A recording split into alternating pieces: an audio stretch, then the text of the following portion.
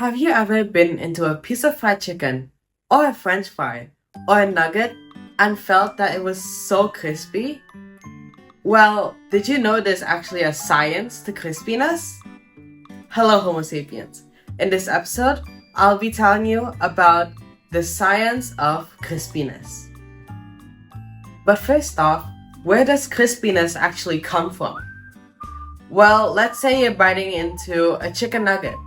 That skin is probably made up of either breadcrumbs or flour.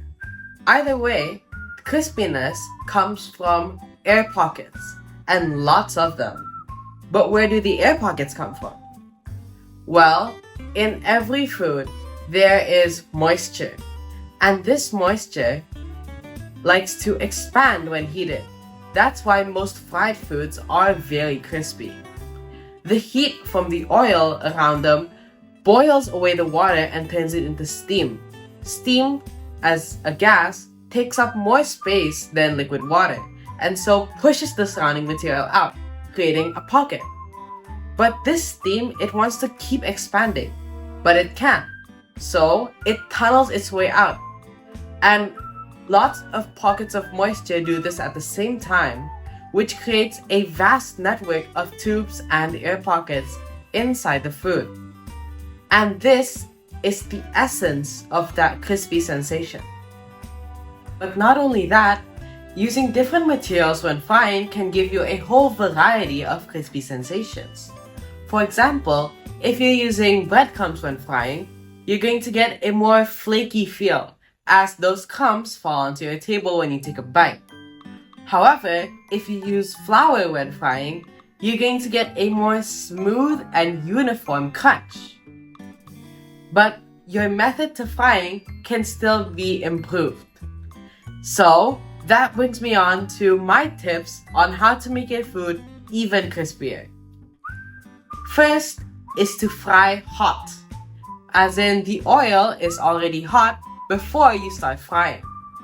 This is because the hotter the oil, the faster you're going to get the moisture in the food to evaporate into gas. If you're starting with cool oil, then the moisture will have time to turn into gas, and that gas will have time to escape, which does not create the network of tunnels that gives food its crispiness. Frying hot will quickly evaporate the gas, which will give it no time to slowly escape through pores, which will, in turn, form a large, dense network of tubes. My next tip is to increase the amount of air and moisture that's in your food before you fry. For example, if you're using batter and you're baking, you can increase the amount of air in your food by adding baking powder. That will increase the amount of air pockets you will have, which will increase the amount of tunnels you will have, and that in turn will increase the crispiness.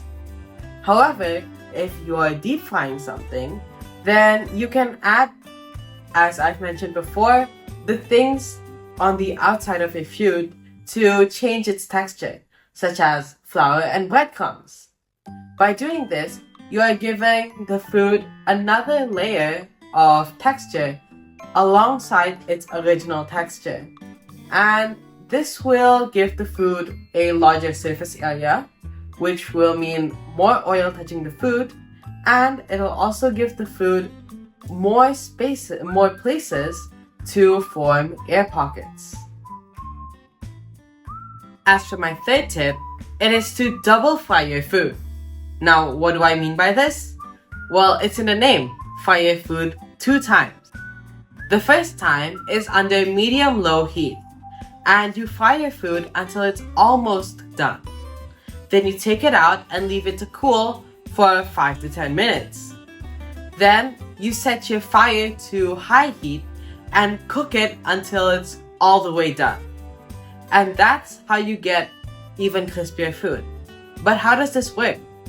Well, during the period that you take your food out and leave it to cool, that creates a space for air and moisture from the atmosphere to seep back into the food.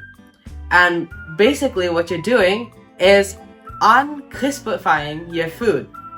Then recooking it, which creates even more air pockets and tunnels. And that's how you get your food crispier. Now, my fourth and final tip is to use used oil. But isn't that bad? Well, used oil that has been used at least one time has these things called surfactants in it. Surfactants are formed when oil breaks down under high heat, and surfactants allow more of the oil's surface to come into contact with the food. More contact means more heat transfer, which means more crispy. So, the more surfactants you get in your oil, the more crispy your food will be. But this has a limit, of course, as all things should. Oil that's been used 5 or more times should be thrown away because that would have too many surfactants, and you can see that the oil's look has changed from a light golden to nearly dark. This is a sign that your oil has gone bad, and if you use this oil, your food is going to taste like all the foods cooked before it and be much too crispy for anyone to consume. Which is why the optimal surfactant count is when an oil has been used more than once, around twice or 3 times. Now, what's the difference between deep frying in oil and air frying?